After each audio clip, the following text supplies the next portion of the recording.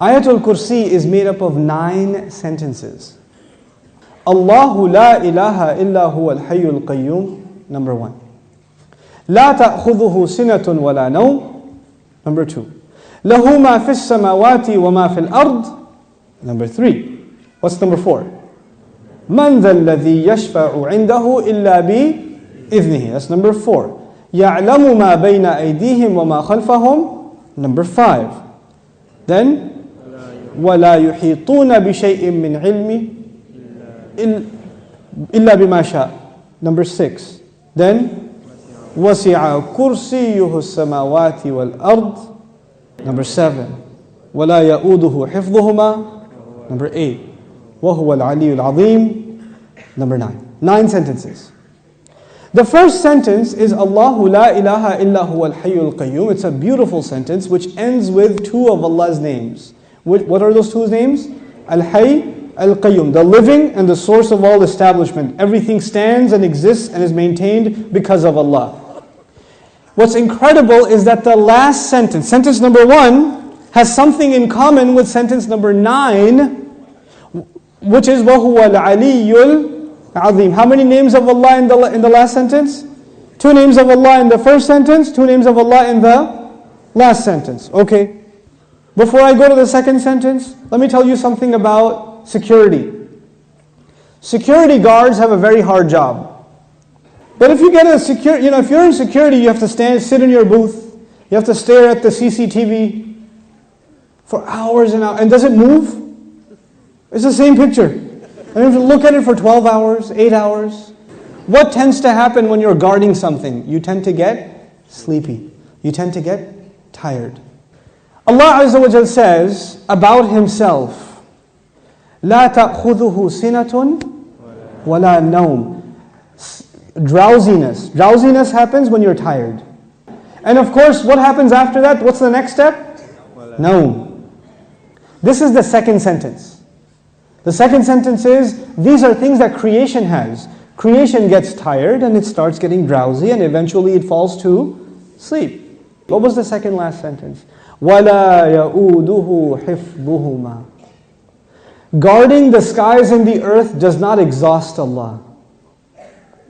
When someone's exhausted, what do they get? Sina and Naum. The second sentence is actually connected to the second last sentence. لا تأخذه سنة ولا نوم ولا يؤوده حفظهما. He says, له ما في السماوات وما في الأرض. He owns whatever is in the sky and the earth. Now before I tell you further, you need to understand the difference between 2 words, 2 names of Allah, Malik and Malik. Malik is an owner. Malik is an owner. Malik, what is Malik? King. Is there a difference between a king and an owner? Yes. Ownership is about property. But kingdom is not about, you're not the king over a tree or the king over a piece of land. You're the king over the people who live in that land. Kingdom is about controlling people. Ownership is about controlling objects. There's a difference. Now Allah says, لَهُ مَا فِي السَّمَاوَاتِ وَمَا فِي الْأَرْضِ. He owns whatever is in the skies and the earth. What is the ayah about? Ownership. What's the third last sentence? وَسِعَ كُرْسِيُّهُ السَّمَاوَاتِ وَالْأَرْضِ. His throne extends to the skies and the earth. When Allah talks about His throne, He's talking about His kingdom.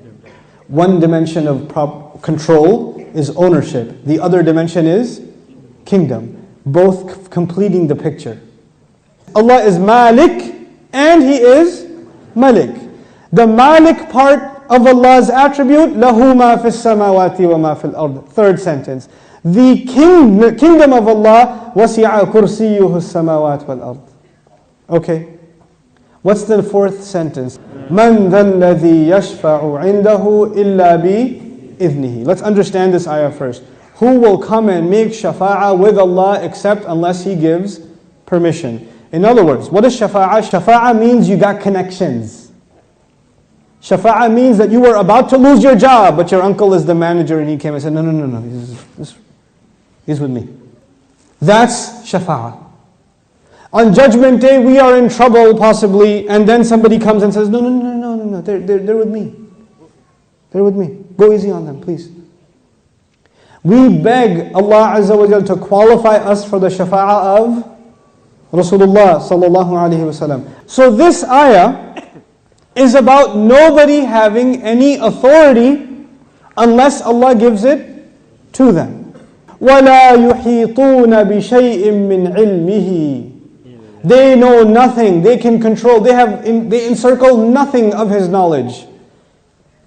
إِلَّا, except بِمَا شَاءَ. The fourth sentence and the sixth sentence are both about a statement about Allah and the only exception. The statement was, nobody has authority to make a case except whoever Allah gives permission. They have no knowledge except whoever He wants to give knowledge to. Otherwise they know nothing. The fourth and the sixth sentence are correlated. The first and the ninth, the second and the eighth, the third and the seventh, the fourth and the sixth. What's left? Middle sentence? He says, يَعْلَمُ مَا بَيْنَ أَيْدِيهِمْ وَمَا خَلْفَهُمْ. Oh my God, He says He knows what is ahead of them and what is behind them. And He knew what is coming ahead in the ayah and what was behind in the ayah. He put in the middle of it is, I know what's ahead and I know what's behind. Who speaks like that? Who speaks like that? SubhanAllah.